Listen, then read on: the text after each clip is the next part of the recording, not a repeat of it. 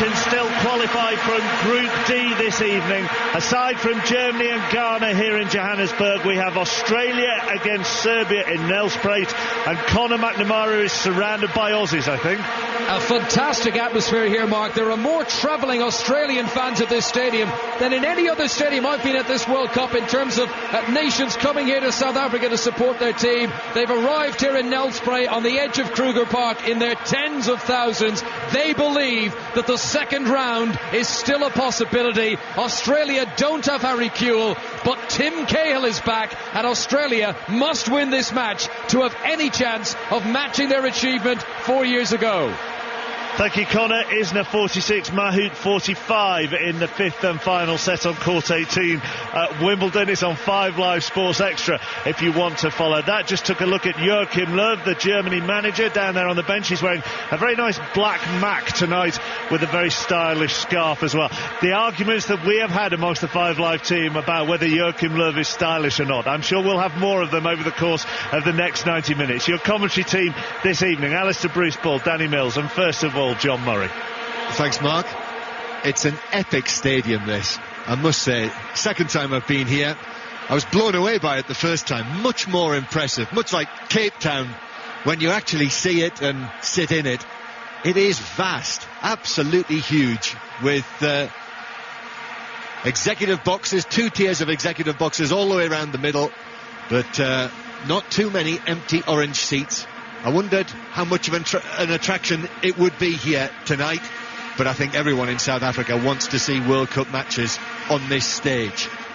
So the matches tonight in this group, Group D, will decide who England play on Sunday in Bloemfontein. The Ghanaian players down there hug one another, and having watched South Africa go out yesterday, well, tonight Ghana have the chance to go through to represent Africa in the last 16. If Ghana win or draw this evening, they will qualify. And Germany, if they're going to make the second stage, they can do it with a draw, but to be sure, they need to win.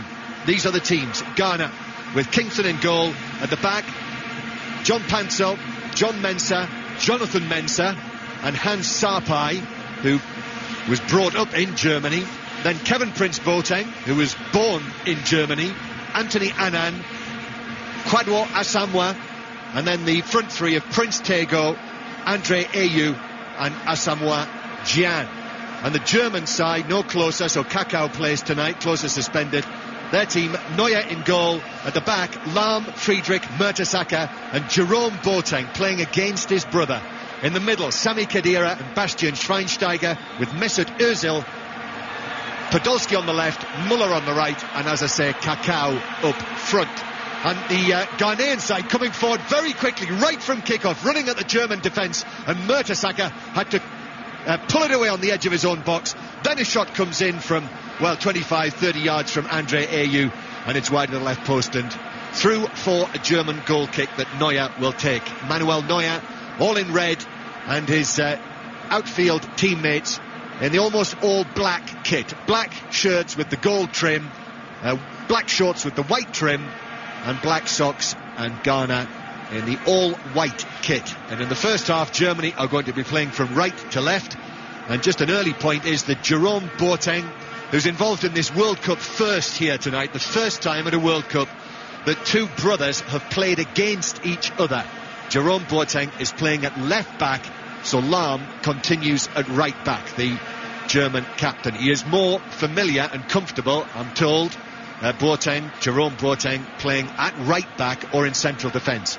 But as I say, he's at left back this evening, and that means that his brother is on the same side of the field as him, because he's sort of rightish midfield for Ghana. It is Ghana, Germany, Australia, Serbia will be underway as well in Nels Prat, and we'll keep you right across everything that happens there.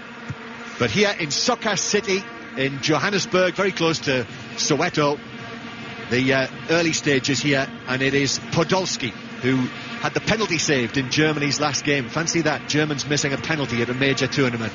And then Schweinsteiger goes all the way back to Manuel Neuer. So Danny Mills is sitting with us here in the commentary positions, high up in this great stadium. And Danny, what are you expecting from this game, do you think? Well, I think it's been a really good game. The Germans really have to go out and win this. You know, that's what they'll be looking for. Obviously, if they lose tonight, they're out. The Ghanaians I saw a few days ago. Here come the Germans, and it is Ozil on the right-hand side, tries to pull it back, but plays it straight into a Ghanaian defender, and they will bring it away. The Ghanaians were a bit disappointing for me against the Australians. They didn't really... They lacked options up front. There was no sort of guile or creativity to try and get in behind them, and they were really resorted to pot shots from 45 yards, etc. And that was poor from them. I think the Germans have played well up till now, and I think they need to go and win this. They need to put on a performance which will, let them top the group. Now the ball's been let run through the middle, so Kaká is onto it. Kaká will shoot from the angle, but it's straight at Kingston, the goalkeeper. On target from Kaká, but an easy save really for the Ghanaian goalkeeper. But what happened in that game, Australia-Ghana, the keeper, an awful mistake. It was a tame free kick, came in, rebounded off his chest, which should have been a comfortable save, almost worse than Rob Green's mistake, which allowed the Australians to score. So the Germans with their captain, little Philipp Lahm, finds opponents in front of him, so checks back and decides to give it back, and the Germans going for the patient approach. And Anna Friedrich gives it to Bastian Schweinsteiger, who's having a good World Cup, the two games that have been played. The ball is slipped through, but offside flag is up against Khedira, who had made a burst through the middle, but the offside flag came up very quickly, and the Ghanaians have a free kick halfway inside their own half. Well, it's interesting already, John, that the moment the Germans get the ball, they spread very, very wide. To the two wide players, Podolski and Müller, heels on the touchline. The full-backs split very, very wide also. They're trying to create opportunities and create space for themselves. Schweinsteiger picks up possession for Germany again, and he's off now, looks up, but wanted too long. Little tackle came in, but still was able to play it forward towards Ozil, who was over on the left-hand side, but then it's hit away against him by John Pansel and out of play for a throw-in to Ghana. So 0-0, very early stages. Likewise, Australia, Serbia, so it's as you were. Ghana top of this group, Germany currently second, and Serbia third and Australia fourth. But as Mark Chapman said, what is intriguing about this tonight, that relatively poor though they've been at this World Cup, Australia can still qualify. All four sides in this group can still make it through. I think that's what's been great about this World Cup. There's really been any dead games towards the end of the groups, and that's really because a lot of the big teams have either drawn or lost games early on in their group stages. So in this wonderful setting, the Germans in possession, the Ghanaians quite happy to let the Germans have possession, and it is being brought forward by the veteran central defender Friedrich, who plays it out towards the right-hand side, and the ball into the middle is picked up by Kingston, the goalkeeper. Too close to him really, the delivery from Thomas Müller on the right, who I was very impressed with against Australia, but just dipped a little in terms of a performance in the German game when they were beaten by the Serbians. Yeah, but again, what he did, he was out very, very wide. The Ghanaian fullback couldn't get out to him. He had plenty of time to cross, just got it a little bit too close to the keeper. And Mertesacker here has to be careful, but he is, and he just heads it back to his goalkeeper. from our high position here, it's easy for the eye to be caught by that enormous camera on the wires that swings around high above the playing surface, but is actually just about at our eye level. Ghana in possession now. Here it comes to Kevin Prince Boateng, who, if you remember, now he plays it through to the edge of the area, but Jan's touch was a little heavy, and that meant it ran through to Neuer. And the other point, of course, to make about Kevin Prince Boateng is the fact that that tackle in the FA Cup final on Michael Ballack resulted in Ballack, the German captain, missing out on this World Cup, probably missing out on his last major tournament, you would think. And a great deal has been written and said about that in Germany over the course of the intervening weeks. So that is certainly one to watch, as the ball is played in over the top by Jerome Boateng, cleared away by Ghana, bounces down to this left-hand side. Kakao has come out here, gives it back to Jerome Boateng, square pass from him, Muller takes it down, Muller almost got the pass through, then the snapshot from Podolski is deflected wide of the left post as he looked, and behind for a corner to the Germans. Good play from the Germans. They are stretching the game as much as possible, almost playing four up front at times. You know, they pass it very, very neatly, very, very tidily, and I think they are going to control this game by the looks of it, and I can see them creating an awful lot of opportunities. I've been speaking to a couple of Germans in the various media centres over the last few days, and they all seem to be talking up Bastian Schweinsteiger in this central midfield role. He's going to take the corner. Here it is towards the back post, and it's just glance-headed away by John Mensah, and out of play for a throw to the Germans on the far side. The only change that the Ghanaian coach, their Serbian coach, Milovan Rajevac, has made this evening is to bring John Mensah back into the team for Lee Addy. The Germans take the throw. Kakao has it inside the penalty area on the right. Takes a deflection. Hooked into the penalty area. Khedira stretches for it. Schweinsteiger was actually planning on hitting it with an overhead kick. And rather amusingly, in a comic style, Khedira headed it, and Schweinsteiger bicycle kicked Khedira and brought him down. Yeah, poor that was really. Khedira should have left it for Schweinsteiger. He must have called for that, and he would have had a great opportunity to hit a volley goalwards. Yes, but a comedy moment for I'm sure many of those watching at home when they see the Germans do something like that.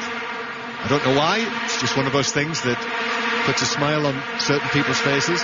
Here's Mertesacker, who now walks the ball towards the halfway line as we get one of those extraordinary choruses of vuvuzelas. Podolski on the left-hand side. That's a good-looking pass forward for Khedira through the inside left position, and he's not going to be able to reach it. It raced away from him over the surface of the grass and through for a goal kick. Yeah, but again, it was almost a great ball, just threading it in between that space, between the full-back and the centre-half. But even from up here, and the replays we've seen on the monitor, the pitch looks almost bowling green-like, or, you know, like a putting green. It looks very, very short, the grass, and the ball looks to be moving very, very swiftly along it. We talked about this the other night, Danny, when we were here for the Brazil-Ivory Coast game. And it's particularly the defensive third of the field that the Ghanaians are defending at the moment seems to be paler than the rest, and it really races away. Here's Ozil, slips it down the line for Podolski, pulls it across, oh my goodness, it's hit a defender, and the goalkeeper Kingston had to quickly adjust and keep it out, and it hit Jonathan Mensah, and he was able to react and push it wide for a corner. I tell you, that's a fantastic reaction save at his near post. But again, the Germans sliding little balls down the side of people, trying to get in behind the Ghanaians. They're looking good again now, I would say, the Germans. They take the corner short, Schweinsteiger, but he's not got it right. And it's put out of play because Muller got a bash in the face. But I think he's okay.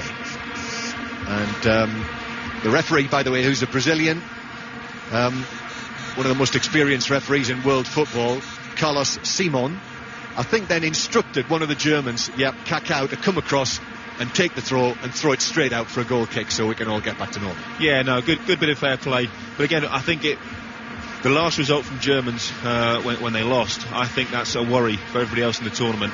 The first game they looked fantastic. The last game they played well, even with 10 men, and again they've started very, very sharply here. Yes, they have. Ghana 0, Germany 0. It's still Australia 0, Serbia 0. That match is still going on at Wimbledon, incidentally. That record game in terms of length between John Isner and Nicolas Mahou, and you can listen to that at the moment over on 5 Live Sports Extra. It is 47-47 in the final set. That's ridiculous, isn't it? There must be another way to solve this. Penalty shootout. Oh, well, surely it can't go on till tomorrow if they have to call it off this evening. The idea is, the intention is that Australia-Serbia, the commentary will be on Sports Extra, but I think you probably understand that we have to see that game through before the commentary switches to the World Cup. So let's see from Conor McNamara how things have begun in Nell's Parade. Conor? Very bright opening here, John. It's Australia 0, Serbia 0. Serbia wanted an early penalty when Krasic went down in the box. The referee didn't give it. Australia have had their fair share of attacking. Tim Cahill playing off the beanpole striker Josh Kennedy. Kennedy, Australia's version of Peter Crouch, and he could well be the person they'll aim for with this corner they have now on the right-hand side. Big moment here for Australia. Swung in for the right. Cahill get up. He wasn't able to make a connection with it, and Carney will pump it back into the box. Robbie Savage is alongside me. Quickly, Robbie, your thoughts on this game so far? I wish the tennis had finished, to be honest with you. Well, Serbia coming on the attack here. One-on-one with the goalkeeper. Krasic goes around him, and he's missed on the right-hand side. It's Australia 0, Serbia 0. It's a really, really good game. Thanks, Conor. And as Robbie suggested, the commentary will be on 5 Live Sports Extra once John Isner and Nicholas Mahou have finally brought their evening to a conclusion. Throwing to the Germans, 0-0 here. Good throw by Jerome Boateng. Ozil battling for a bouncing ball, loses out in the challenge, and it's hooked away out of play. It will bounce out of play for a throw into the Germans near the halfway line. Sounds as though Savage can't wait to get going this evening. Jerome Boateng, long throw again, headed away on the edge of the Ghanaian penalty area. As things stand, it's as you were, so it would be England against Ghana in Bloemfontein on Sunday, and the USA would be playing Germany in Rustenburg on Saturday. But I think we are expecting goals in these games. Just got a little bit of a feeling that the Ghanaians are being influenced by the fact that they know that a draw will take them through. Do you feel that definitely way? They're really just playing with 2 up front. The midfield aren't being particularly adventurous. The Germans, the opposite, virtually almost playing 4 up front, almost a 4-2-4 formation, and that's why they will be looking threatening, and that's also helping to push the Ghanaians back. Yeah, and how many times have we said over the years, when teams look to play for a draw, that things can go wrong for them. But it is Asamoah on the left-hand side, plays it in, pull back, Jan with a shot, but it was blocked almost at source. As soon as the shot was struck by Jan, Schweinsteiger was back in there to get his foot in the way of the shot and block it out. Well, it was good play on the left-hand side from Ghanaians. Decent ball into Jan, but Schweinsteiger, fantastic midfield covering, had gone back deep into his own box, and as soon as the ball got to his feet, snuffed it out with a tackle. That really was textbook midfield play, defensive midfield play from Schweinsteiger. Ghana 0, Germany 0 on BBC 5 Live here in the Soccer City Stadium. And the Ghanaians with it. Here it goes into the middle to their hard-working midfielder Anthony Annan. Now it's again Annan who has a little dart forward, gives it back to Kevin Prince Boateng. Jan is a little deep, he's going to try a shot from 30 yards. It was a volley and he looked to dip it into the top corner, but just got it slightly wrong. Little high, little wide goal kick. Yeah, they tried that several times against Australia from a full 35-40 yards. I'm not sure they hit the target too many times then either. The Ghanaians, they lack a bit of quality maybe in the final third. They need a bit more inventive to try and get in behind the Germans, and that's something they didn't even attempt against Australia. So Ghana 0, Germany 0, Australia 0, Serbia 0 to decide who goes to Bloemfontein with England on Sunday. And I hope whoever goes to Bloemfontein finds it a good deal easier to get away from Bloemfontein than I did today. The Germans with Muller. Deep cross from Muller. Podolski swung a leg at it, missed it, or at least if he did make any contact, it was minimal, and it's straight behind for a goal kick. Again, very good play from the Germans. Muller's finding an awful lot of space on the right-hand side. A brilliant cross, deep to the far post, felt it in, and really Podolski should do better. He's swung at it and gone for the spectacular. Really, he's got to put it there and try and make contact. Caught it on the end of his toe, trying too hard almost. As you know, Danny, I discovered another one of the perils of a Winter World Cup this morning, when Bloemfontein Airport was fog-bound and planes were cancelled left, right and centre. as Podolski hits a long diagonal ball way over the top of the head of Kakao. And it's actually kept in play. I've been amazed by the changes in weather. You know, this afternoon, it's extraordinary, isn't it? We were sat on the sun terrace having lunch, and all of a sudden now we've got hats and gloves on. Here's Asamoah on the left-hand side. Pulls it in the middle. Very nearly found Jan. And that was an excellent interception, actually, by Arne Friedrich, who threw himself feet first at the ball and pulled it away. Very, very good defending. Almost a great ball into Jan. But again, only one player to hit in the German box, and that's going to be very, very difficult. As we know, the Germans are very, very well organised. You know, they get their shape very, very quickly.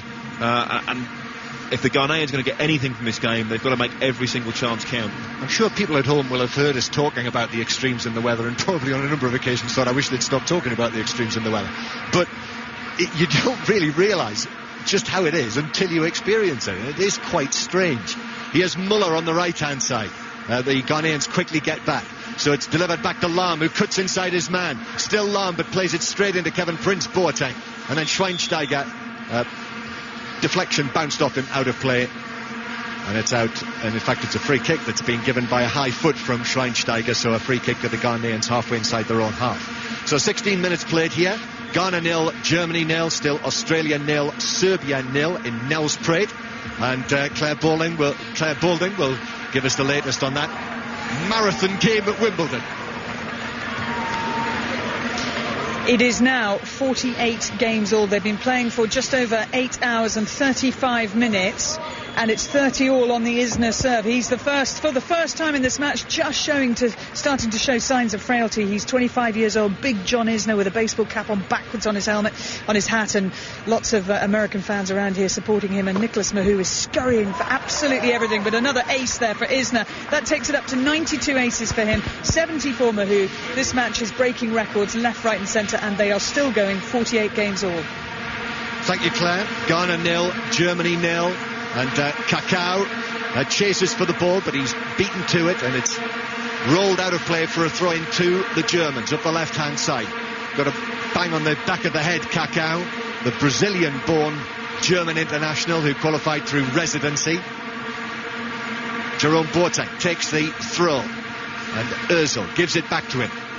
Ozil again, who made such a start to this World Cup in the game against Australia. Ozil now swings the ball into the penalty area, and Muller couldn't reach it, and it's out of play for a throw-in on the left-hand side. And a big cross of St George is being waved around, danced around in the corner next to where this throw-in will be taken by Ghana. Great interest, I'm sure, from the England supporters, who are clearly here in good number.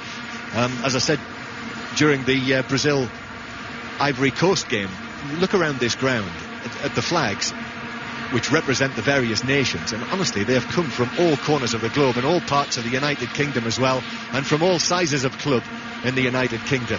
Germans coming forward, attacking the end to our left.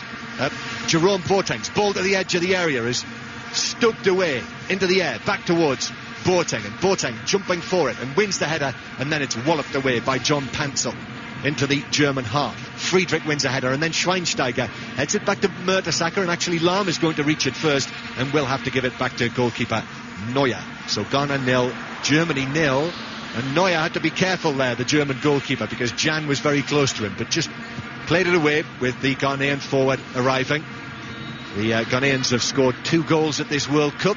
They've both been penalties, and they've both been scored by Asamoah Gyan, their striker, who wears number 3 on his back. Kakao is after it, but loses it.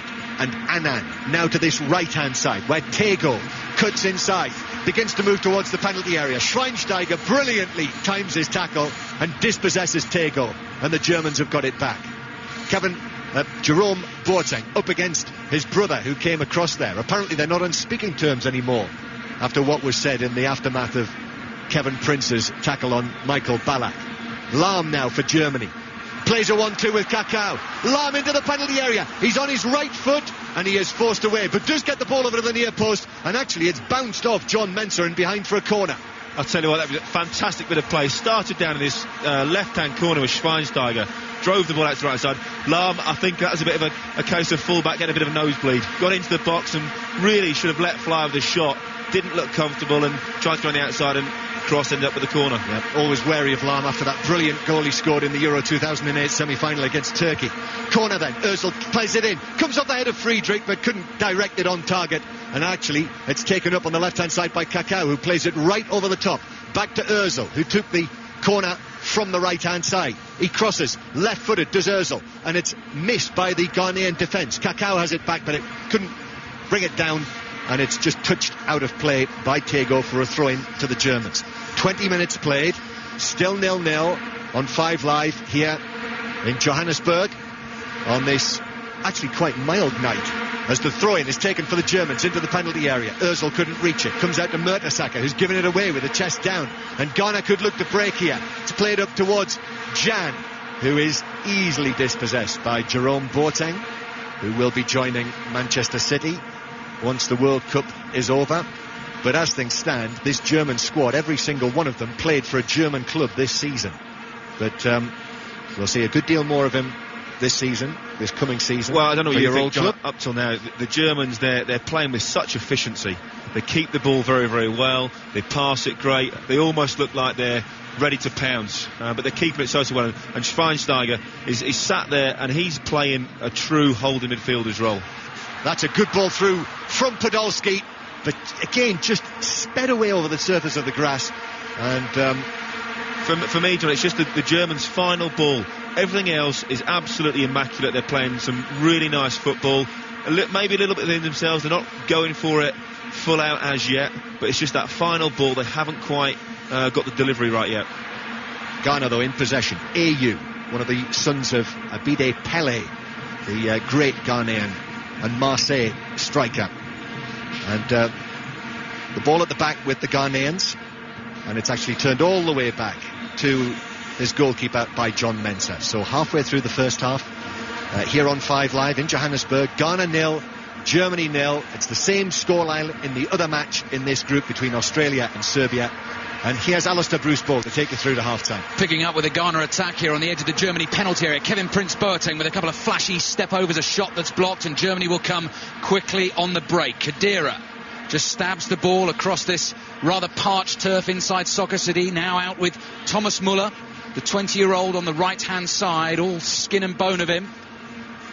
Back to Khedira, just outside the Ghana penalty area. Germany, unusually in black this evening, crossing from Kaká on the right-hand side, floats over Richard Kingston's crossbar, and the ball drifts behind for a Ghana goal kick. So, Ghana 0, Germany 0. As it stands, England will be playing Ghana in the last 16 in Bloemfontein on Sunday. All 4 teams could still qualify from this group. Let's find out what's happening in Nelspruit. Conor McNamara watching Serbia-Australia. Australia 0, Serbia 0. Serbia, though, continuing to rack up the chances. Mark Swarcher just had to save point blank from Ninkovic earlier. Kuzmanovic crossed low into the box, but Zigic wasn't able to get a touch. Down the other end, Alexander Lukovic has picked up the first yellow card of the game. Both teams here really going for it, and a draw is no good for Australia. Australia 0, Serbia 0. As it is here, Ghana 0, Germany 0. A fantastic opportunity of all people for Kevin Prince Boateng for Ghana just a few seconds ago. Couldn't quite get the ball under control in the penalty area. Thought he was going to strike. Had a really, really good chance to score, and the chance has gone begging. Remember, a draw for Ghana tonight is good enough for them. It would take them into the last 16. 24 minutes played. Ghana 0, Germany 0. Ghana all in white. And here's Asamoah Gyan, who has scored both their goals from the penalty spot in this World Cup. Ghana have given the ball away. Khedira is onside. He's through one-on-one. He shoots. Kingston saves with his legs for Ghana. A really good opportunity for Germany this time. It remains goalless. Well, I can't believe he's missed that. He's clean through. I thought it was offside. Be interested to see it again. But again, one-on-one with the keeper. Time and space. Really must do better than that. And now a bit of space opening up for Ghana here. And AU... Clever little pass, Kevin Prince Boateng just outside the penalty area. Curling shot comes in from the edge of the box, and Manuel Neuer all in red for Germany. A very patriotic goalkeeping street. It's got the red of the German flag, a little flash of yellow as well, and black patches on the shoulders. The ball actually took a touch, the shot there, from Asamoah Gyan, or so the referee and assistant said, Danny, so that's going to be a corner for Ghana. Yeah, really, Ghana haven't had too many forays into the German half as yet. Again, it was Mertesacker with a little slip earlier on that nearly allowed them in, and this could be one of their better chances to create something. Corner for Ghana. If Germany lose this game tonight, they go out in the group stages. Cross comes in, header is cleared off the line. Lahm was there at the back, a flick header at the near post from Jan. Lahm was there to block it with his chest on the line, and within the space of 2 or 3 minutes, we could have had 3 goals. Oh, definitely. Again, very surprised with the Germans. It was a little flick on the near post, but that's the advantage of having 2 men on the post. Philip Lahm, very small as he is, that's his job, was there, and it was an easy clearance for him. But again, a lot of teams only play with 1. If that had been the case, that would have been a goal. One fullback, Danny Mills, with us at Soccer City tonight, talking up another, the German captain Philip Lahm in the right place at the right time. The Vuvuzelas continue to blast. Ghana 0, Germany 0, Serbia 0, Australia 0. As it stands at the moment, with these results, Ghana would win the group and play England in the last 16 in Bloemfontein on Sunday, and the USA would face Germany. Jerome Boateng, who will be playing his football for Manchester City next season, shown some wonderful skill at left back. We're yet actually, Danny, to see the 2 brothers come properly face to face in a full-on 50-50, because I think that could be fun. Well, and again, that must be quite hard. I played against lots of friends and colleagues and whatever, and that was never really an issue. But I know, coming up against your own brother, that can't be easy. Well, particularly when the 2 are not really getting on like a house on fire at the moment. Here comes Boateng for Germany. Jerome, who Manchester City, as I said, have signed from Hamburg. He can play a few positions, playing left back for Germany this evening. Ghana have come away with the ball. Just seen a bit more from Ghana on the creative side in the last 5 minutes or so, and a good few opportunities at either end. Ozil's shot blocked by the legs of Kingston and Lahm. Just flicking a header off the line from Jan. Here is Asamoah Jan for Ghana. Number 3 on his back, rather unusually for a striker. Good ball into the penalty area. Played back now to the edge of the box. Kevin Prince Boateng thought about the shot. Couldn't get it away. Bastian Schweinsteiger really strong and solid on the edge of the penalty area. Makes the tackle. Space for Germany. Ozil trying to run through onto the 1-2. Couldn't get the ball. It is a very, very open game. Again, the Germans are really creating that for themselves. They are playing very, very wide, very, very stretched, and making the pitch as big as possible. Schweinsteiger, for me, is the key to Germany. He's the one breaking things up. Not just doing that, he's looking forward to break forward and play the passes to set people away. Ghana 0, Germany 0 on 5 Live Sport this Wednesday evening. The marathon match at Wimbledon continues. AU slides a little ball into the penalty area for Asamoah. Back to Jan. Over on the right wing, he's going to take on Boateng. Just dribbles forward a couple of yards, crosses into the near post, and it skids safely into the arms of Manuel Neuer. Let's find out the latest on the marathon tennis match. Claire Balding. It is 50 games all out here on Court 18. John McEnroe, Tim Henman, John Inverdale are all leaning over watching this match. It's broken all records. It's past 8 hours and about 50 minutes now. We've had aces galore for John Isner, 92, for Nicholas Mahou, 77, and it is 50 games all. They are still locked in combat. The longest match ever anywhere in the world in the game of tennis. Thank you, Claire. We'll keep you updated on that, of course, as it continues, if it will ever end. Commentary on the tennis continues on 5 Live Sports Extra. If it does end this evening, then 5 Live Sports Extra will switch to the commentary from the World Cup here in Nelspruit, Australia and Serbia. The other game in this group currently stands at 0-0, as does this one. Germany pressing forward. The ball from midfield is overhit and drifts straight out of play for a goal kick. Germany win the game tonight, Danny Mills. They would most likely win the group. I'll just come back to you in a second, because I think Conor McNamara has news from the other game. Well, it was still Australia 0, Serbia 0. Serbia look to be a very good team. They're beginning to dominate Australia in the centre. They're getting position into wide areas. The crosses are coming in, putting a lot of pressure on Lucas Neal and Mark Schwartz here. Australia, for the first time, beginning to feel the pinch. They're up against it here in Nelspruit as a ball for Serbia lands on the edge of the penalty area, but Edmonton is there to clear away. 0-0. Thank you, Connor, with Robbie Savage in Nelspruit this evening as Germany try and come forward again. This time the ball, rather than being overhit, was underhit from Schweinsteiger. But he makes amends, wins it back for Germany.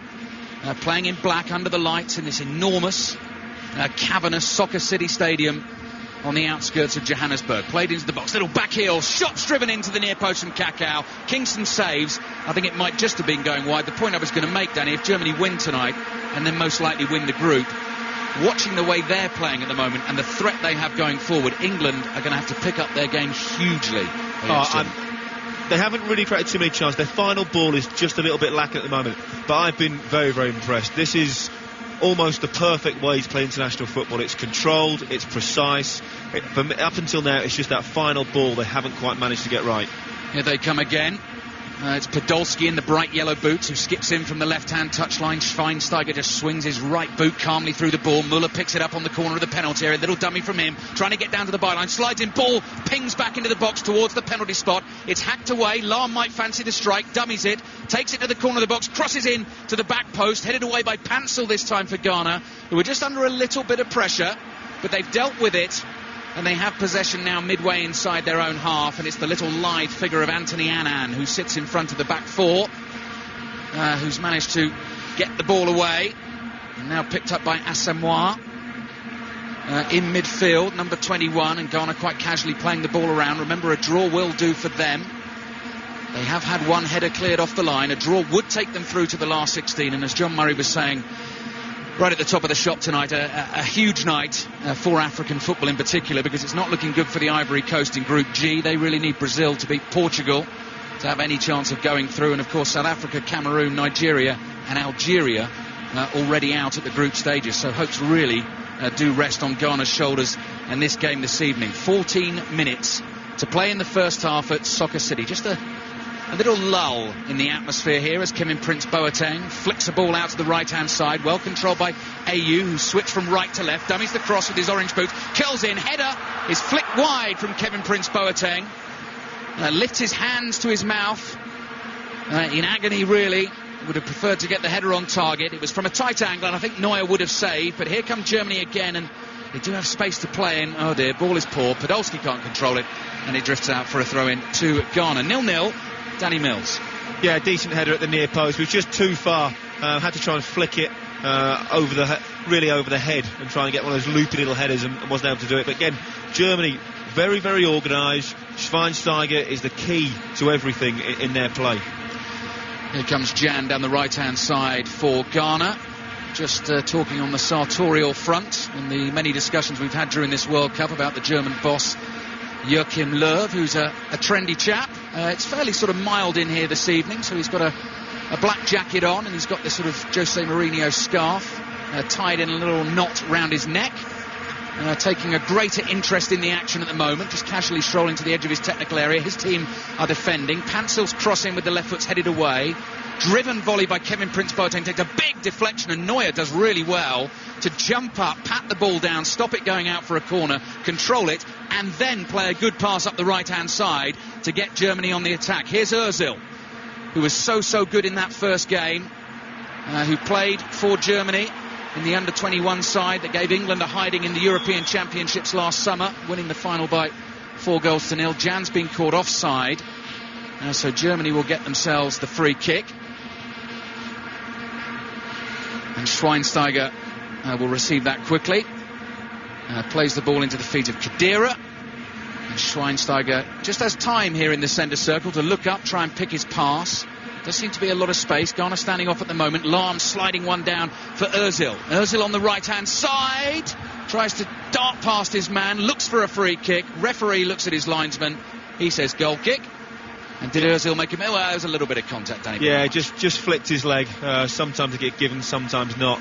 But again, what Schweinsteiger does, he drops very, very deep and almost is playing centre-half at times. But that allows Lahm to push on, Boateng to push on, and then that pushes the two wide midfielders very far up the pitch to make it almost, as we said, a 4-2-4 and stretch the game and make it big. And that's why the Germans are finding an awful lot of space. BBC Radio 5 Live, World Cup action coming from Soccer City in Johannesburg tonight. Ghana 0, Germany 0, Serbia 0, Australia 0, being played at the same time in Nelspruit. As it stands, England will play Ghana in Bloemfontein at 3 o'clock on Sunday in the last 16 for a place in the quarter-finals and a potential match-up with Argentina or Mexico. A late goal from Landon Donovan, in case you hadn't heard, meant that the USA topped the group ahead of England on goals scored. It means they won Group C. They will play the runners-up in Group D, and have actually, it looks like, moved into an easier half of the draw. Possibly could play Germany in the next round if Germany finished second in the group, but then after that would be Uruguay or South Korea. So England may have cost themselves there. Ozil's little cheeky ball into the near post is intercepted here, is blocked, and the ball goes behind for a Germany corner. So 10 minutes to half time. Ghana 0, Germany 0, and Germany the better team, Daniel. Yeah, definitely. They're in total control. They're getting in behind and down the sides. It's just that final ball. It's just getting cut out, and they just haven't managed to get the crosses into the boxes yet. Well, one will come in here. Schweinsteiger with the corner goes deep to the back post, and it's headed high and over the crossbar from Khedira, who slaps his hands in frustration. A really colourful pocket of Germany fans diagonally opposite us across the stadium away to our right-hand side, who aren't doing it at the moment, but I noticed, Danny, ahead of the game, had all come in with either black flags, red flags or yellow flags, had got themselves in sort of typically organised and efficient German fashion in formation and actually created a German flag with all their flags, and I've got to say it looked very, very good. Yeah, very, very good, very, very effective. But I tell you what is interesting, the Germans look like they've got another gear and could really go for this if they have to. And they're going to have to be careful, because the way it sounds in the other game, if obviously Serbia win and this game stays as it is, the Germans will go out. Yes, that is right. Ghana need a draw to go through. A Serbia win would put them top of the group. They would face the USA. Ghana would go through in second place. And they would then face the USA. Sorry, I've got myself confused there. The winners of this group would play England. So that would be England against Serbia. Were that to happen, plenty of permutations that can happen. Ghana 0, Germany 0. We've got 8 minutes to play in the first half, and Schweinsteiger has held off Asamoah, who's taken a whack in the face and gone down. The ball drifts out of play. Are you surprised, Danny, with all the talk there was ahead of Kevin Prince Boateng possibly coming up against Germany, which he is now doing, and him injuring Ballack in the cup final, that we haven't seen a crunching challenge on him from one of the players? Because I bet you in your day, were you in that side, you might have just given him a little welcome to the World Cup. Yeah, oh, definitely. But you know, the game has changed and changed dramatically, and there are quite a few Germans on yellow cards. I think there's four in their team at the moment on yellow cards. They've got to be a bit careful. They don't want to do anything rash, nothing stupid, because obviously they would miss the next round. 8 minutes to half time then. Ghana 0, Germany 0. Ozil with the best chance for Germany, blocked by Richard Kingston's legs in the Ghanaian goal, who's a real vision in sort of lilac and purple this evening in his goalkeeping outfit, in that parched brown penalty area away to our left-hand side.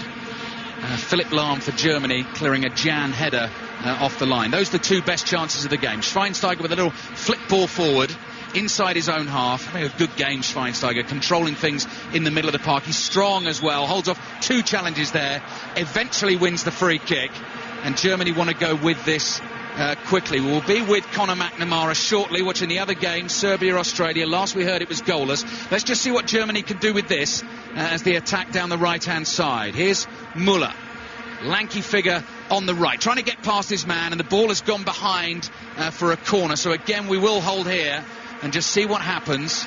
Ghana 0, Germany 0, Serbia 0, Australia 0. And at Wimbledon, the last we heard, 50 games all. 50 games all. Now 51 all in the final set between Isner and Mahou. Corner comes in from the right-hand side to the back post, drops down. Khedira tries to keep it in. The ball has gone out of play for a goal kick. Conor McNamara. Australia 0, Serbia 0, but Serbia have had a goal disallowed. Krasic ruled offside. He's shot with the outside of the right boot, did beat the goalkeeper Schwarzer. We've seen the action replay. It looked like Krasic was level with the last defender, but the goal has not been allowed to stand. It's Australia 0, Serbia 0. So as things stand then, both games goalless.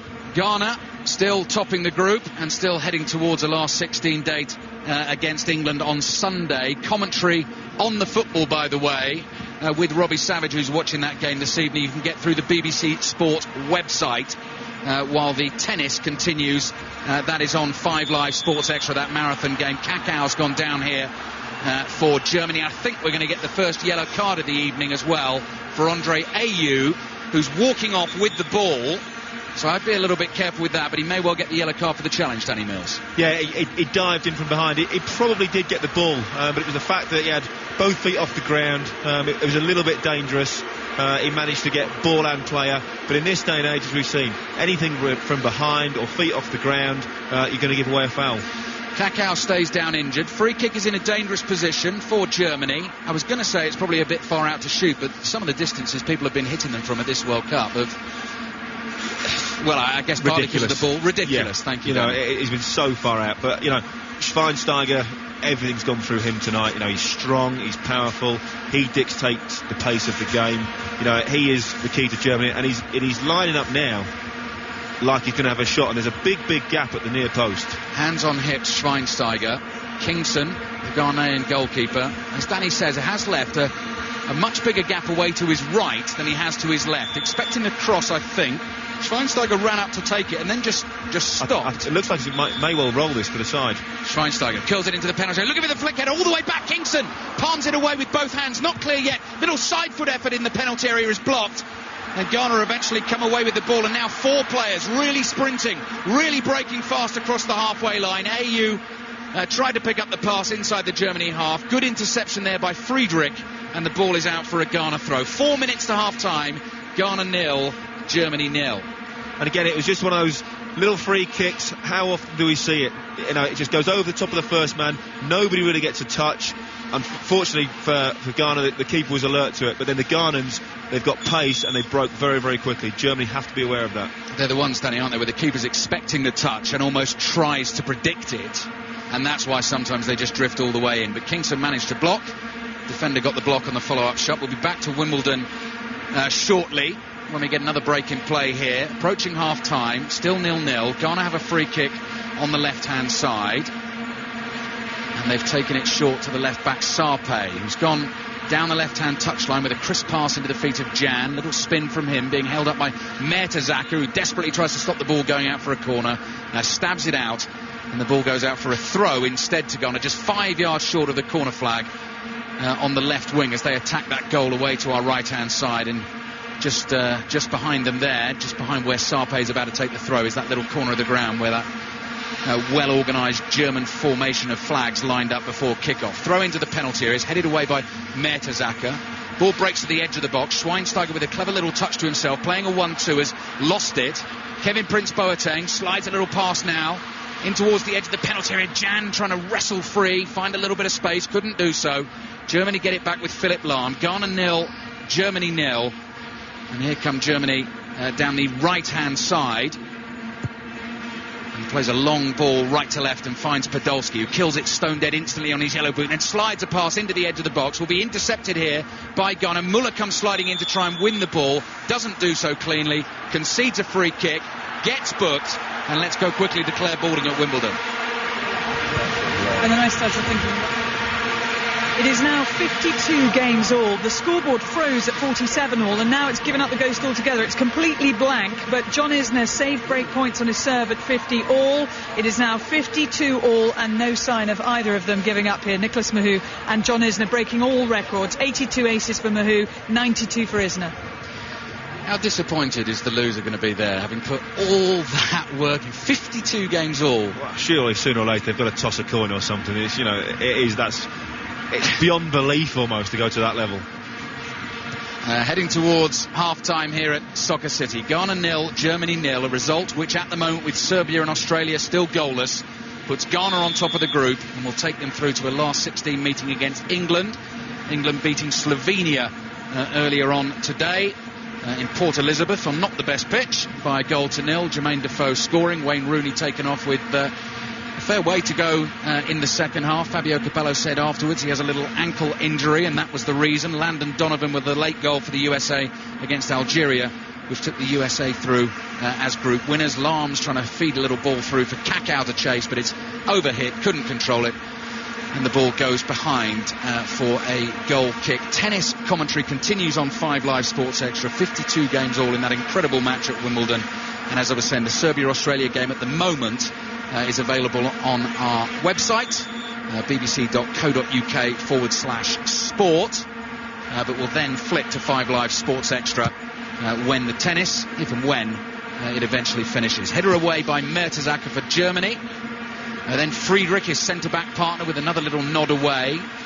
Jan, just outside the penalty area, curls a ball in. Prince Boateng with a little flick on, might come to AU with his left foot, lays it back, and Podolski gets back well for Germany, just gets there in time, takes it off the toe of Kevin Prince Boateng as he was about to get the shot away. Ayew with a cross in, header loops high and over the German crossbar from Asamoah. Ghana 0, Germany 0. And we have a minute of added time to play.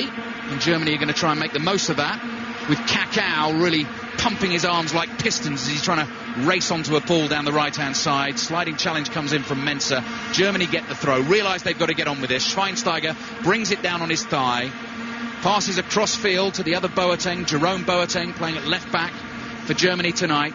Back into Schweinsteiger, number 7 on his back, slides a ball out to Lahm on the right-hand side. Germany's captain comes tricking his way up to the edge of the box, pokes a ball in towards the penalty spot, can't find a German player, it's cleared away, and the ball will go out for a German throw, and this will be the last attacking moment of this first half at Soccer City. Germany have it again, just inside the Ghana half. Jerome Boateng doesn't have time in the centre circle to do any more. Half-time whistle blows from Carlos Simon. So as it stands at the moment, this is good enough for Ghana. They will go through as group leaders. Germany are in second spot.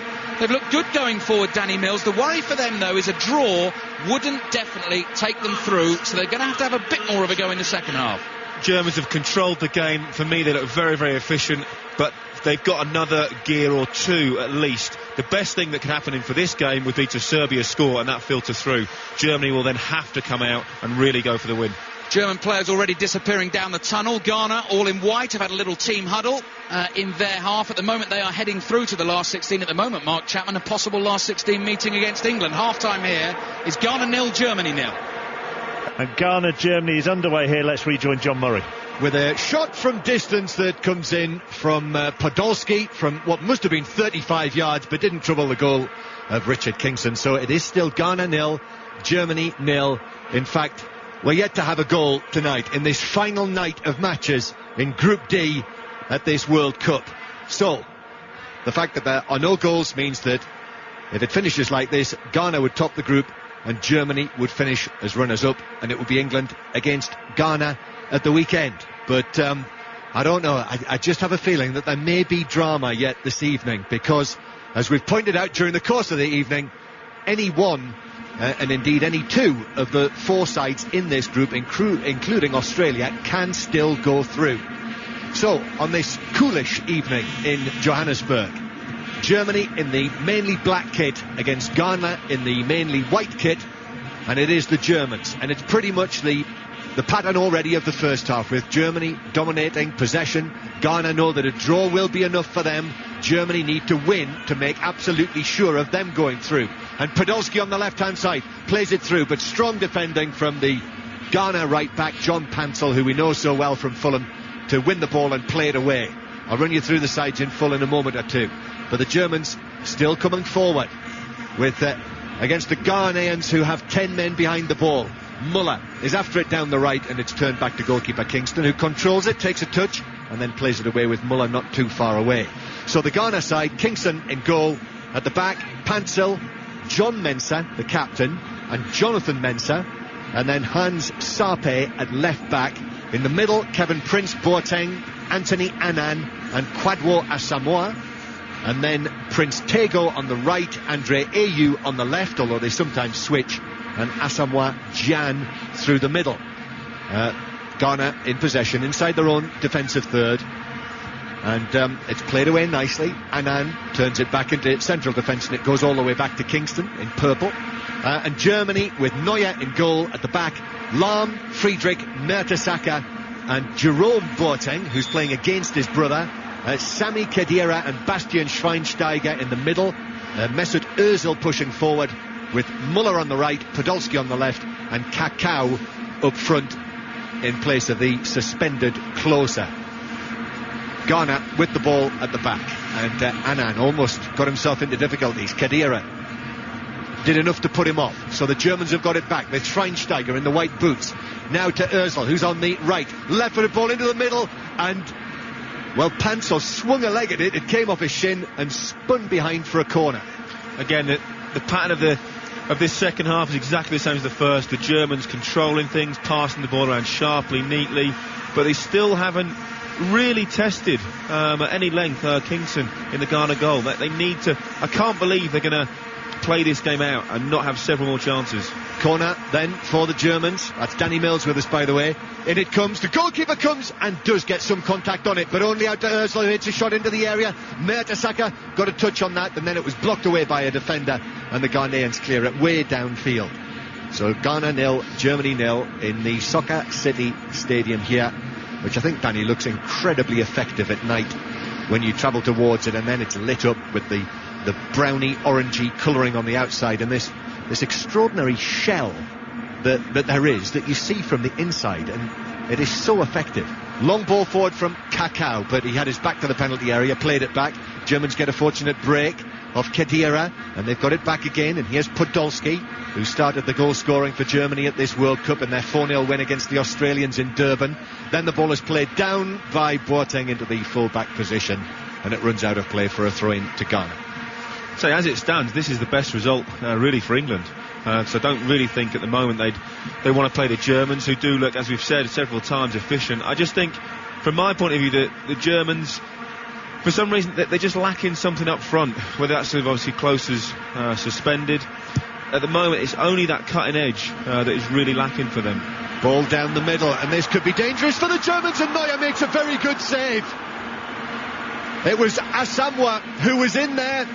There was a little flick on through for Asamoah, the number 21, and he got the shot, but Neuer stood up strong, made the block, and the Germans cleared.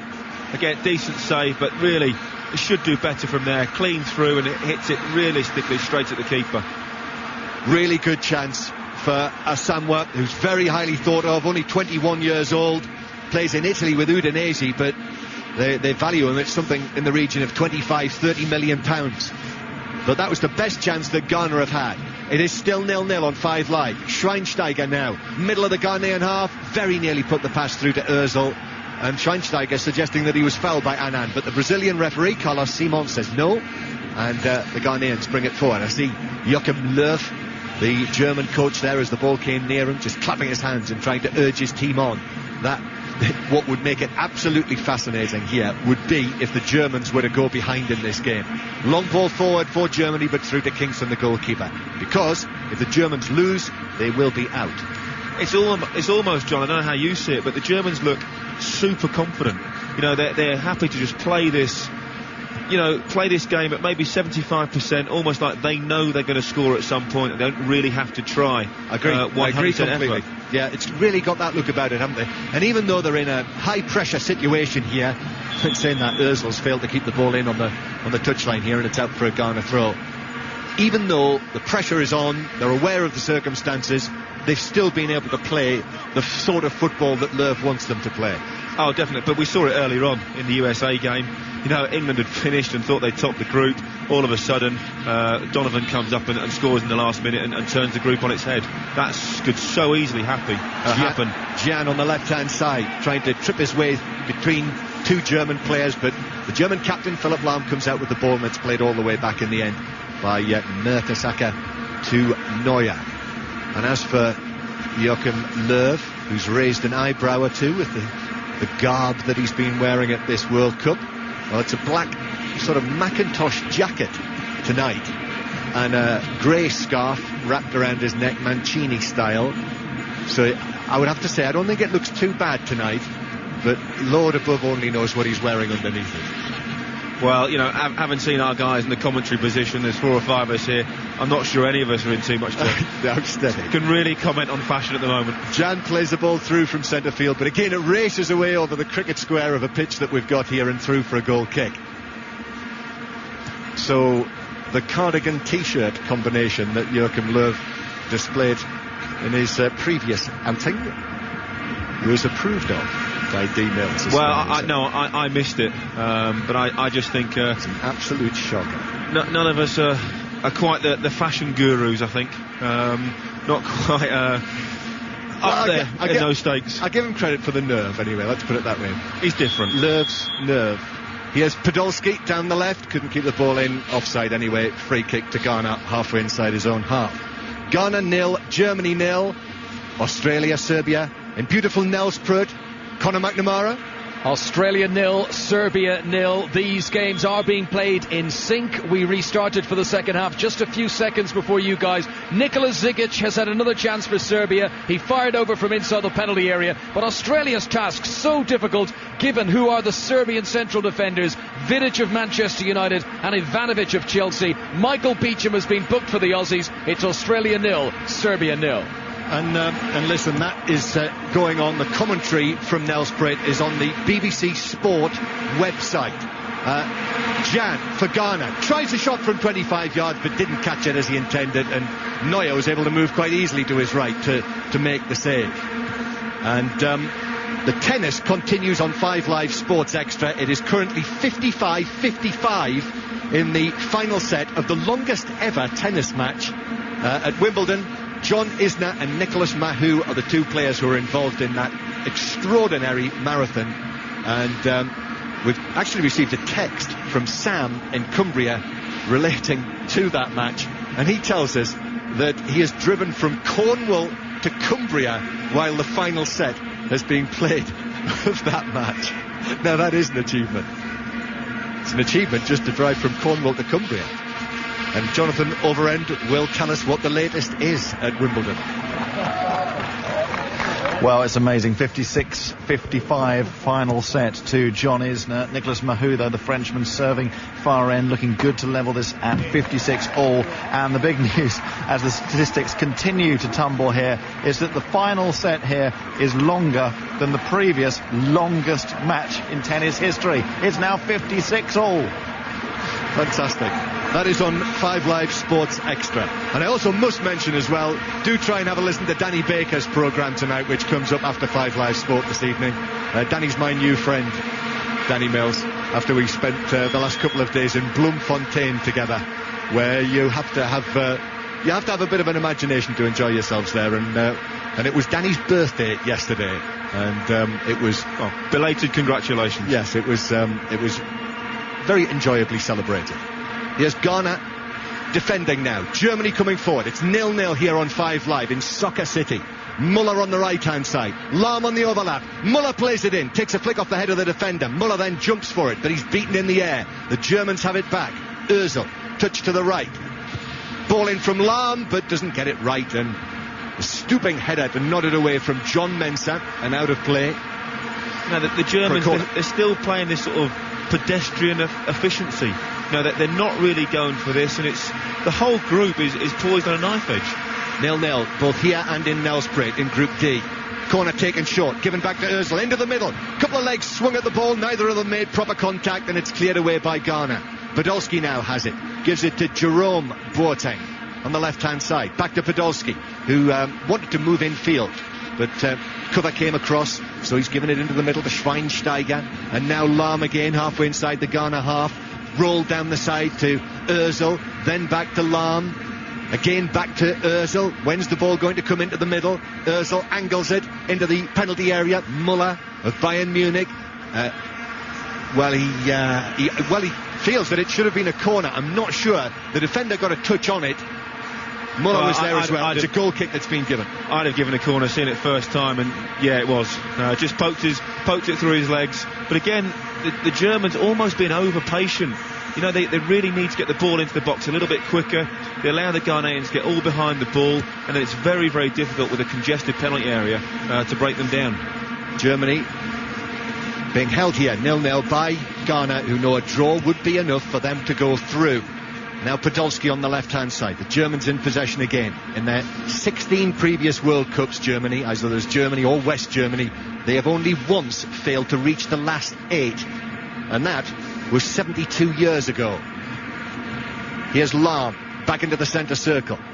Schweinsteiger shuffles forward, but the Ghanaians are extremely well drilled. Here's Kakao now, to left-hand side, to Boateng for Germany. Then it comes back to Podolski, just outside the box. Into Kakao, tried to give him the 1-2. It ricochets around inside the penalty area, and then eventually hits a Ghanaian defender and rolls out towards this right-hand side. Lahm takes it up. He's after a 1-2. It doesn't work either. A Ghanaian leg gets in the way, and it's cleared away upfield towards the halfway line where the Germans collect possession again. And at the moment the question is, Danny, I mean, how long can the Ghanaians hold out in this way? Here is Ozil. Ozil again, in between two white-shirted Ghanaians. Gives it to the left-hand side to Boateng again for Germany, the taller of the two brothers by quite some distance. Now Lahm on the right-hand side, and the Germans teasing it from left to right, but not at great pace. Lahm again wanted to play it forward. At least that's what Khedira wanted, but he used Muller with Lahm on the outside of him. Then Lahm again, but this is too slow-paced, I would say. Muller again now begins to play it in field, gives it to Ozil. Ozil blasts it into the net. There's the breakthrough for the Germans. They've come up with a goal.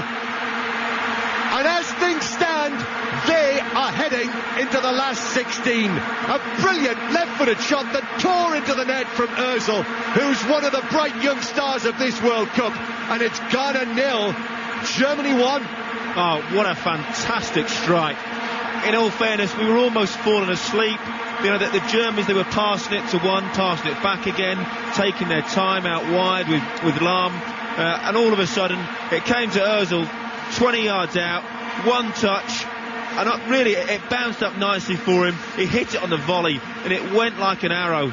Oh, about 3 foot under the bar. Keeper had no chance, and I think now the Ghanaians are going to have to come out and attack, and I think really now this should turn into a decent game.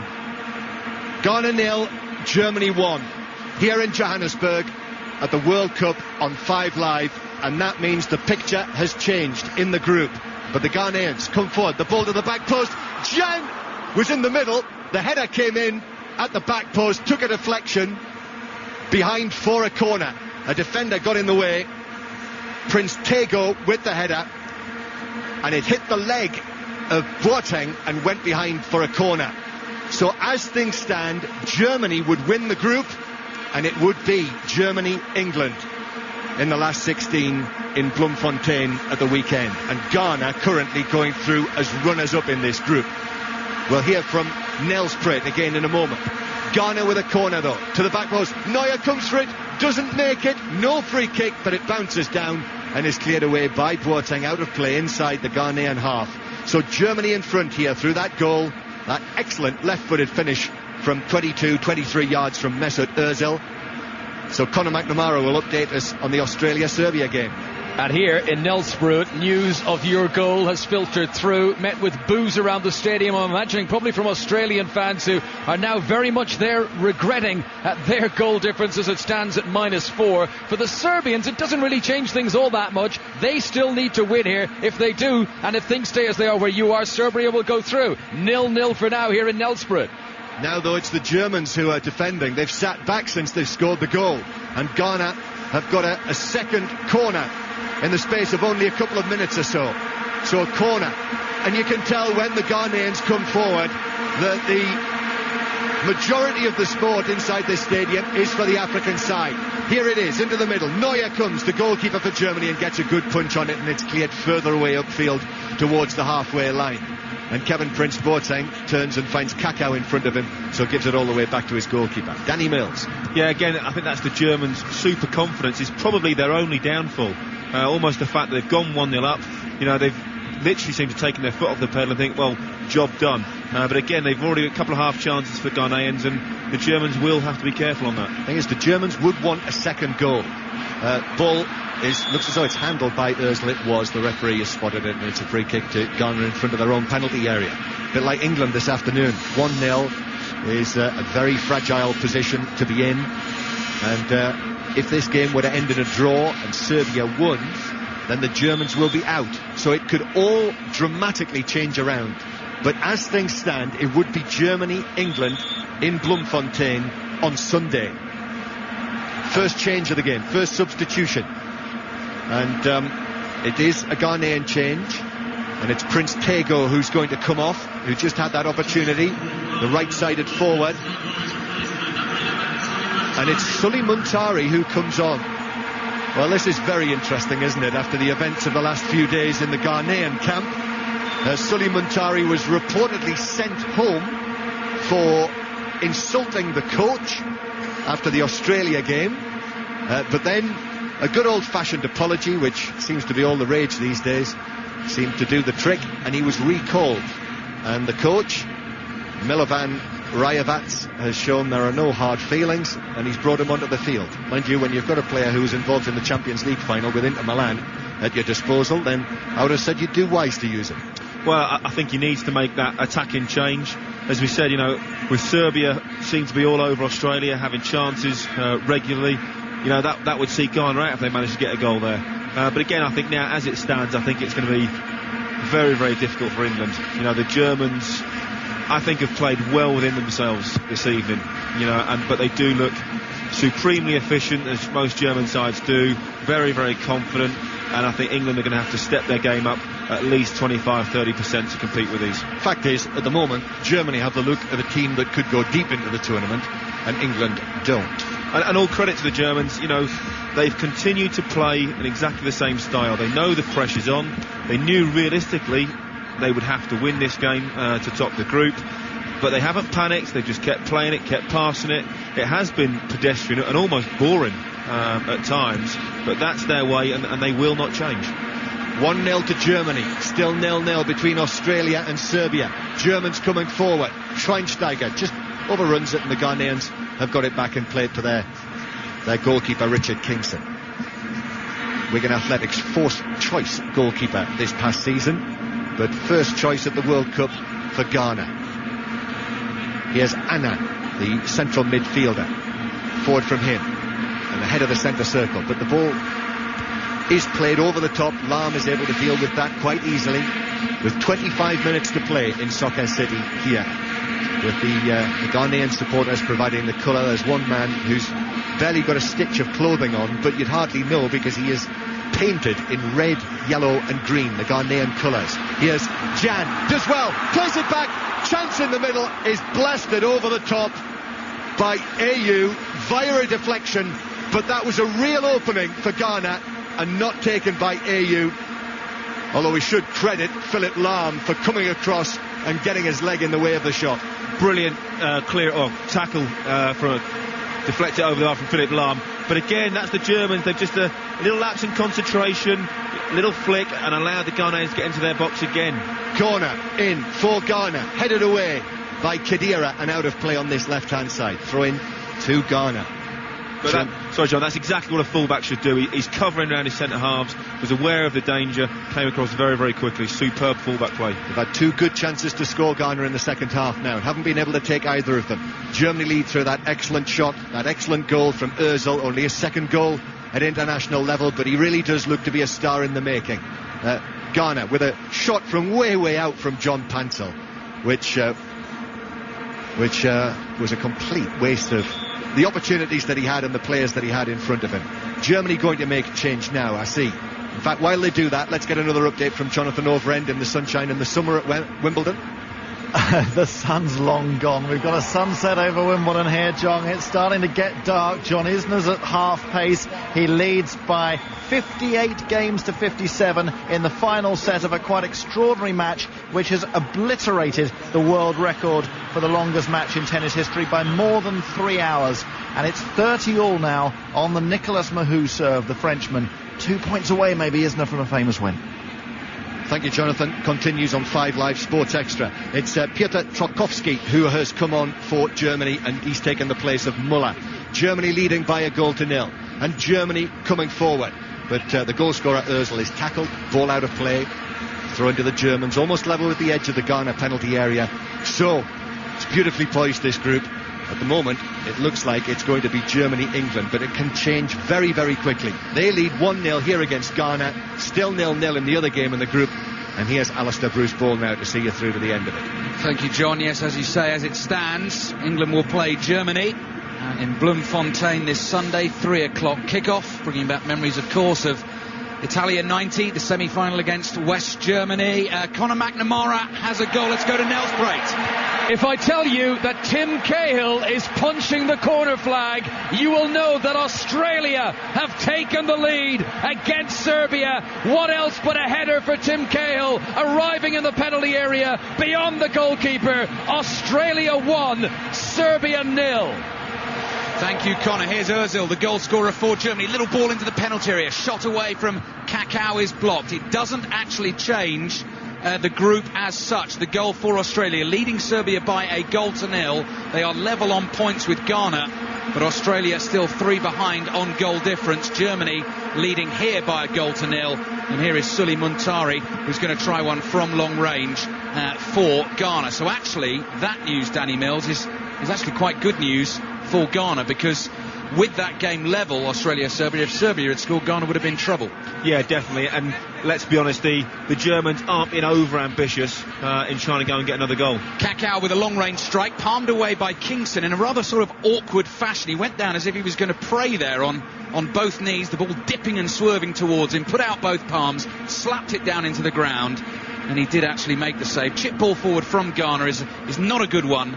Drifts out of play on the left-hand side for Germany as they play from left to right in this second half, as we look at it from our high position in the skies here under the ring of floodlights around the roof of this massive stadium in Johannesburg. And Germany take their throw and launch it long down the left-hand touchline. So as it stands, Germany, who lead here by a 0-0 through, I think, one of the best goals I've seen at this World Cup from Ozil. A left-foot volley, ball bounced up, absolutely crashed it into the far corner, didn't give Kingston a chance. As it stands, they will play England in Bloemfontein on Sunday, and with Australia leading Serbia by a 0-0, Ghana will go through on goal difference in second place in the group, and they would play the USA in Rustenburg. That one a 7:30 kickoff on Saturday. Could still change, 20 minutes to play, and Germany leading here by a 0-0, and actually just continue to play as they have been playing throughout the night. Just showed a real calmness, composure, confidence that the goal was going to come. It has come. They've stepped up the pace here and there when they've needed to, but very comfortable with the ball. Kaká crosses into the penalty area. Trukowski, the substitute, brings it down, looking to make space for the shot in the D. Back to Podolski, gives it a right good clatter, hits the Ghanaian defender slap bang in the face, absolutely cleans him out. He's flat on his back. And so we're going to get a little break in play, which gives us a chance to head back to Wimbledon to find out whether John Isner and Nicholas Mahut are both still standing. Jonathan Overend. They're just about still standing. They're still playing. 58 games all now in the final set of this match. It is the final set? Yeah, it's definitely the final set. It was 30 all on the Mahut serve, but he got himself out of trouble. And I've got to say, they finally had a toilet break, and good on them, the ultra-professional guys that they are. They both went off at the same time. Mexican wave going around court 18. Amazing scenes, getting dark. Still going, Mike. Thank you, Jonathan. We will continue to keep you up to date with that. Germany getting ready to make another change here. Ghana's left back is just recovering from the smack he took in the face from Podolski's shot. Marcel Janssen is waiting to come on for Germany. Germany leading here by a 0-0 will win them the group as it stands. They would play England in Bloemfontein on Sunday. Last we heard from Conor McNamara, Australia were 1-up against Serbia. Conor, what's the latest? That is the way it remains. Tim Cahill's goal, but if it stays this way, both these teams will be going out anyway. Australia would need to score 3 more times to get a level on goal difference with Ghana. They then would have scored more goals than them. If Serbia get an equaliser here, they would be back at level on points with Ghana. However, on the head-to-head, Ghana beat Serbia. So Group D at the moment looks very much towards the 2 Gs, Germany and Ghana. Thank you, Connor. Commentary continues on that game, Australia-Serbia, on the BBC Sport website. That marathon game of tennis, commentary on that is on 5 Live Sports Extra. Back to Conor McNamara for a goal. It's all changed. Australia have scored again, and substitute Brett Holman has scored a fantastic goal. He drilled it from way outside the penalty area. It's beaten the Wigan goalkeeper Stojkovic. Australia have got their second goal, and if they get 2 more, could you believe it, they could be in the second round. Australia 2, Serbia 0. Not just that, if they get 1 more and Germany get 1 more here, exactly the same thing would happen. So it could still all change on 5 Live Sport tonight. Australia leading Serbia by 2-0. Sounded like it was absolutely buzzing in Nels Prate. It's been a fairly sort of muted atmosphere inside Soccer City tonight. As it stands, these 2 teams are going through, though. Germany are leading Ghana by a 0-0. Here's Annan for Ghana, the holding midfielder in the bright orange boots. Finds Ayew. Had a wonderful chance for Ghana in this second half. but couldn't take it. Asamoah trying to beat two German defenders in the black shirts, can't get past Trukowski, who slips a pass down the line for Ozil, who's going to be a real danger man for England to take on, if indeed that is the matchup in the last 16 on Sunday. Now Podolski in his bright yellow boots, driving forward, infield from the left-hand touchline. Still going Podolski, he's tackled. Here's Danny Mills. What was just interesting, there was a cutaway on our monitor to the Ghanaian bench, and they're all sort of pointing at each other, putting two fingers up saying, oh no, let's be careful. They're obviously very aware of the scores in the other game. And again now, like you said, a goal here and a goal in the other game could be disastrous for them. Yes, you also have to go back to that first game for Australia. Tim Cahill sent off, conceding the 4 goals, which really cost them. Their goal difference is -2.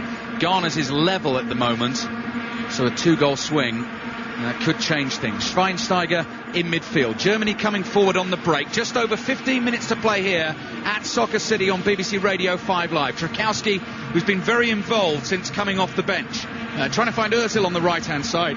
He can't control the pass. The other thing just to watch here, Danny, as well, and I'm sure Joachim Löw is well aware of this, players like Philipp Lahm, Bastian Schweinsteiger, Mesut Ozil, the goal scorer tonight, all on yellow cards, all facing possible suspensions.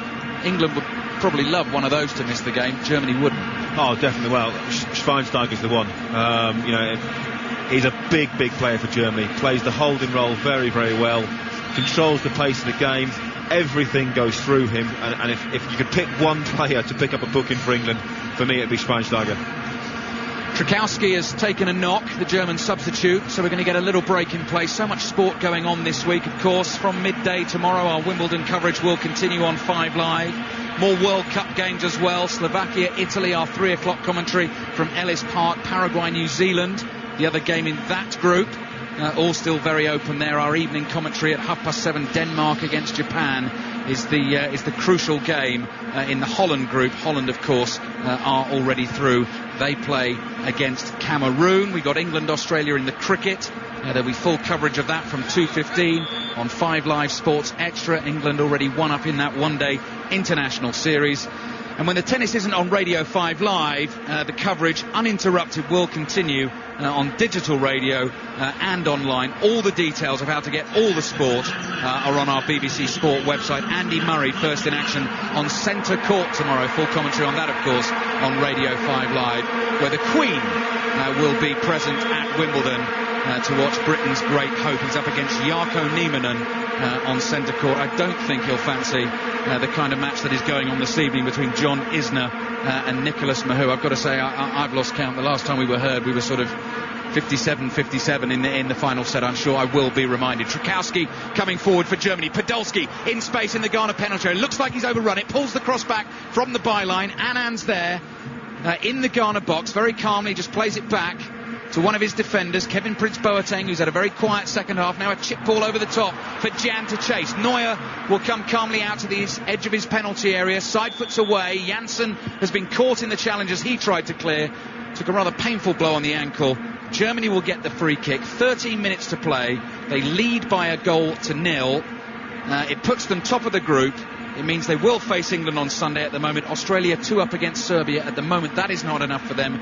Ghana would go through to play the USA. Long ball forward from Mertesacker, who claimed he was caught by Jan there. Picks himself up and play continues. Now a free kick has been given against Ghana on the halfway line. Schweinsteiger will take this quickly. A little short pass out to the left-hand side.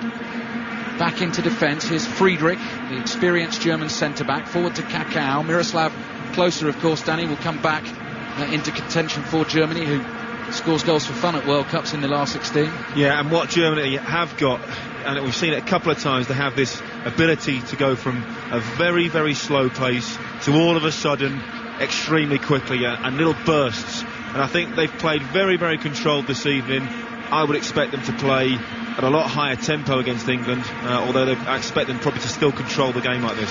12 minutes to play. Germany leading here by 1-0. Kevin Prince Boateng, edge of the German penalty area. Sideways to Ayew. Ayew's cross into the near post, blocked by Mertesacker. A sort of combination of chest, thigh and boot gets the ball away for Germany.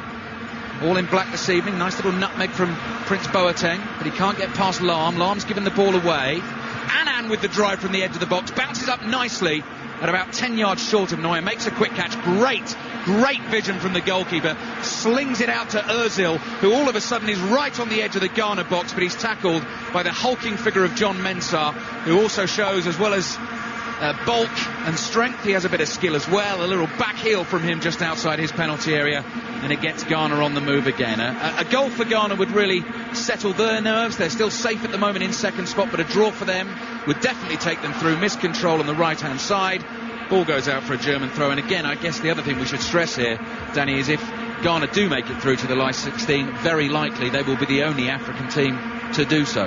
Yeah, which is great, for the home continent, and I think that's been particularly apparent that all the South Africans and all the African nations are supporting anyone on their continent. Do you think that would happen in Europe?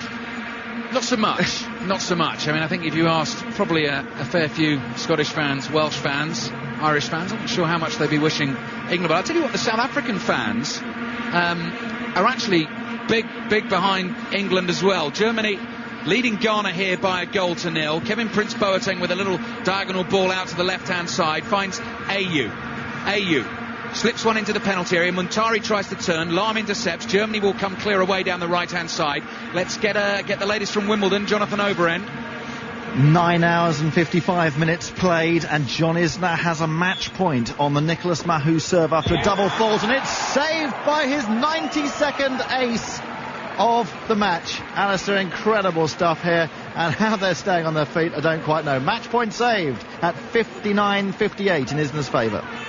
Thank you, Jonathan. I just cannot believe that game is still going. Here, of course, at the World Cup, eventually, when they've run through all the goal difference, goal scored and all that, we get into the drawing of lots. Germany here about to make another change. In fact, there's going to be a couple of changes. One for Germany will be the 20-year-old Toni Kroos from Bayern Munich. Only made his international debut in March. He comes on for Schweinsteiger. Schweinsteiger, remember, on the yellow card and facing a possible suspension. So a sensible change for Germany, that. And the change for Ghana sees Matthew Amoa come on up front for them. And I think it's Gian. Yeah, the centre forward. So that's a like for like, striker for striker. For the Ghana change. And Danny, just spotting something there in terms of the German change. Yeah, John just noticed as he came off, he was limping slightly, and then we've seen the replay on the monitor here in front of us.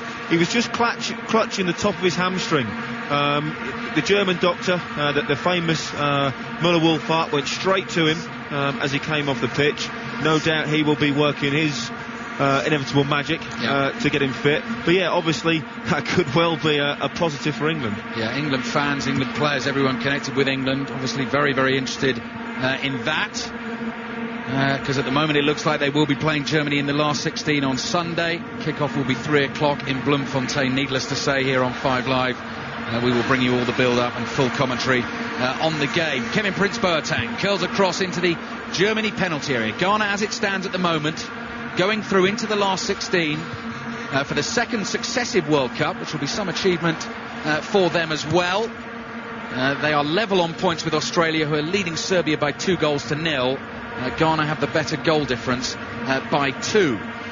Here's Lahm, the German captain, and a nice bit of skill from Kadiri, who was actually sitting down on his backside inside the German half. Did one keepy up to himself and got the pass away. Friedrich with a sidestep volleyed ball out of defence, drops down on the halfway line.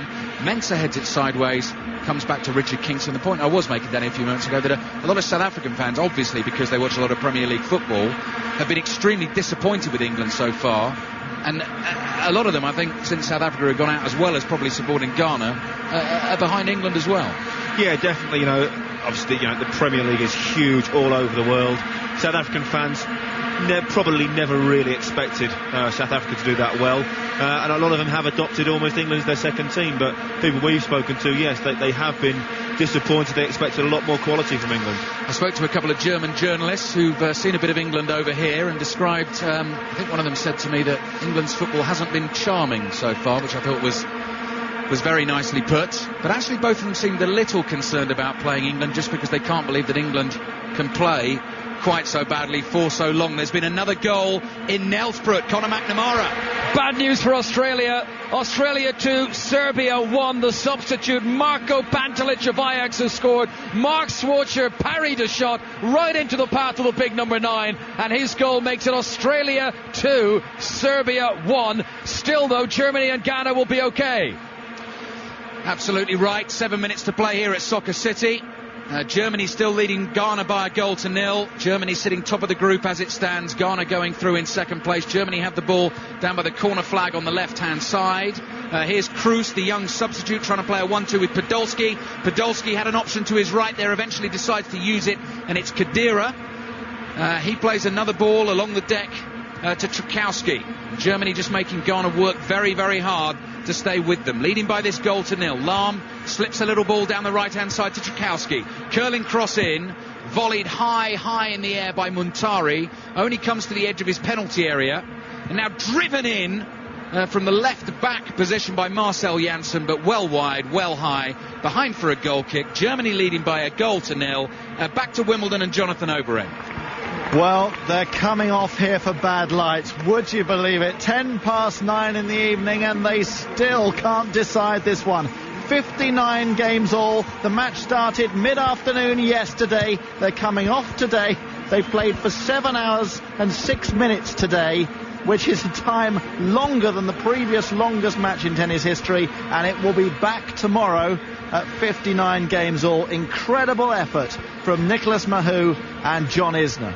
Those two are going to need a serious ice bath or whatever the top athletes do to try and get themselves ready for tomorrow. So finally, play is stopped in that match this evening. Conor McNamara has more dramatic news from Knelsbrut. Well, it's still Australia 2, Serbia 1, but Serbia have had another goal disallowed for offside. That's 2 disallowed goals they've had in the game. Had those been allowed to stand, they would have been in front, and it would have been a completely different perspective on the group. It was the man who got the goal, Pantelic, who scored this second one in the second half, but disallowed for offside. Australia 2, Serbia 1 it remains. Thank you, Connor. Things drifting a little bit here, I would say, Danny Mills, because both teams are pretty comfortable. Ghana in second place at the moment, have a better goal difference by 3 than Australia. And Germany leading the game by a goal to nil, so they're very comfortable. Obviously, if Ghana scored, as the ball bounces down and just bounces high as it seems to do on these short, hard pitches in South Africa and into the arms of Richard Kingston, who drills a ball downfield with his right foot. Headed sideways by Khedira, picked up by Podolski, just inside his own half. Still a few flashbulbs popping in the top tier of this Soccer City Stadium. People taking the pictures and getting the mementos. Really does have an extra special buzz about it at night time. As you approach the ground, you see it from a long, long way off. This sort of futuristic spaceship type stadium that appears in the distance, looms up and has this big, big shell with the windows all around it again, which look even more dramatic at night time with the lights shining. You can tell when World Cup final comes around, it's going to be a pretty special place to be on July the 11th. As Kevin Prince Boateng plays the ball into the edge of the penalty area, shot away from Muntari, gets underneath it, couldn't control the ball, and it goes behind for a goal kick. So Danny, it looks like Germany-England we're looking at on Sunday. Well, the Germans, I presume, will win this game now. They've played with unbelievable German efficiency. You know, they haven't really broken sweat. They've passed the ball very, very well. Little triangles all over the pitch, just popping it off to each other, keeping it. They've scored their goal, but they haven't really been adventurous. They haven't gone looking for a second goal. The first one was a moment of brilliance. Apart from that, they just look very, very confident, but they do, unfortunately for England, look like they've got at least 2 more gears to go through. 2.5 minutes of the 90 to play. Germany leading by a goal to nil. The danger for Ghana here, they are sitting in second place. Were Serbia to score a goal that was actually going to be allowed, that would take them ahead of Ghana on goals scored. And just think back to this afternoon and the late drama where England were top of the group and the USA were going out. Landon Donovan pops up with a goal in injury time. The USA top the group and look like at the moment they're going to be playing Ghana, and England have this possible date against Germany. Kakao, who came into the side for closer tonight, gets the ball back to Trukowski. Trukowski, in the middle of the Ghana half, just decides to go backwards rather than forwards. No real pressure for Germany to press, looking very, very comfortable for them. This incredible record they have in World Cups as Podolski pokes a little ball in towards the edge of the box, and John Mensah steps forward and intercepts. This is Germany's 17th World Cup, and never yet at the World Cups they've been in, 14 so far, this is the 15th where there have been group stages. They have never, ever, ever gone out in the group stages. They have played well this evening. I actually said to those German journalists tonight, Danny, regardless of how well they play, we say this all the time about them, but they just know how to get through tournaments. Well, they were my, bizarrely, almost outside tip before the tournament, because they weren't really talked about, but their record speaks for itself. They know how to play tournament football. They are always there or thereabouts. The other news that England fans will be interested in as Ozil chips the ball through and Kingston comes to collect it because it's too far for Kakao is that Schweinsteiger, who is such a key figure for Germany in centre midfield, has been taken off, was clutching the back of one of his legs as he came off, and is now sitting down in front of the Germany dugout with ice being pressed to it and wrapped in brown towels. So, you know, English fans will be looking for any glimmer of hope, because at the moment at this World Cup, Germany have played far, far better than England.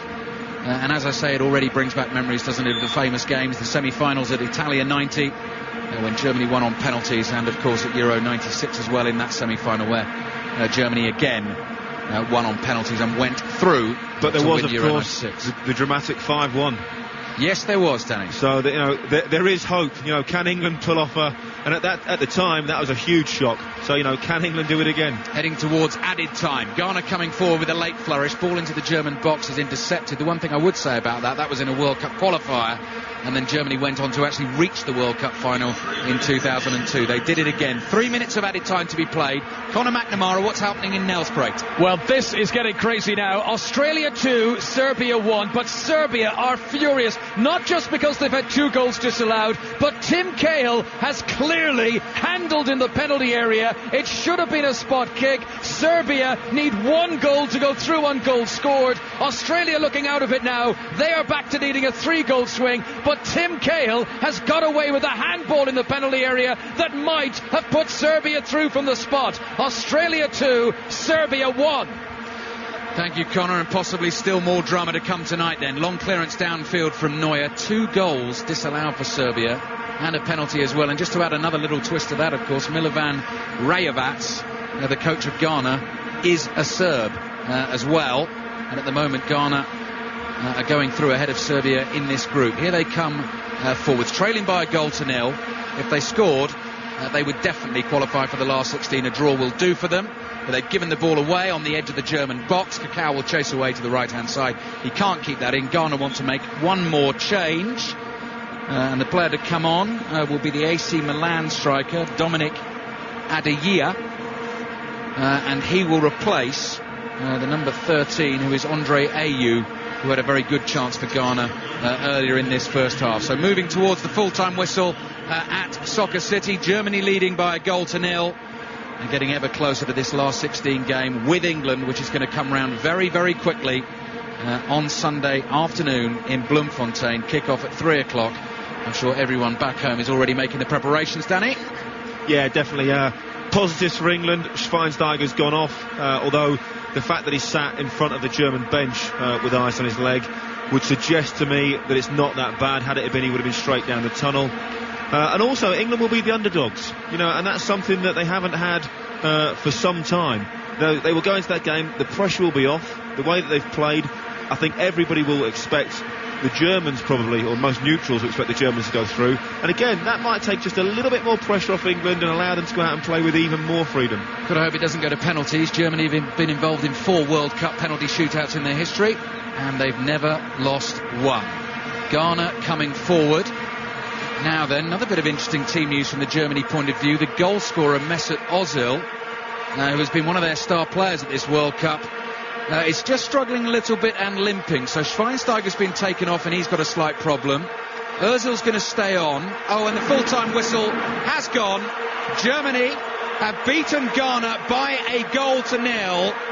And as that stands, that means that Germany will play England in the last 16.